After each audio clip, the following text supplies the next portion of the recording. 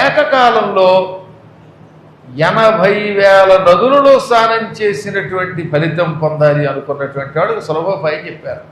తులసీ పత్రలగ్ర జల స్నానం అంటే మీరు స్నానం చేయడానికి ఒక బకెట్ పెట్టుకుని లేక బింది పెట్టుకుని అందులో నీళ్ళు వేసి అందులో ఎండిన తులసి దళాలు వేయాలి. ఆ తులసి దళాల ఎండిన తులసి దళాలు అందులో నారిపోయాక పిసిగేయండి.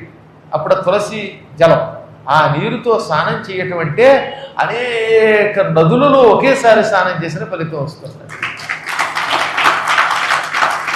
ఏది వైకుంఠంలో విరజా నదిలో, బ్రహ్మలోకంలో, కైలాసంలో, దేవలోకంలో, మందాకిరిలో ఇన్ని చోట్ల స్నానం చేసిన ఫలితం తులసి లగ్న జలంతో స్నానం చేయడం వల్ల వస్తుంది.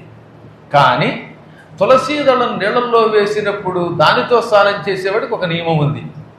బయట ఉన్న ఆడవాళ్ళు ఆ నీళ్లతో స్నానం చెయ్యరారు. మైలు ఉన్న రోజులలో స్నానం చెయ్యరారు. 11 రోజులు మైలు ఉన్నప్పుడు బయట ఉన్నప్పుడు మాత్రం తులసీ దళముతో కూడిన నీరు స్నానం చేయకూడదు. మిగతా రోజుల్లో శుచిగా ఉన్నప్పుడు చెయ్యాలి. ఇంకా అనేక దివ్యములైన విశేషాలు చెప్పారు.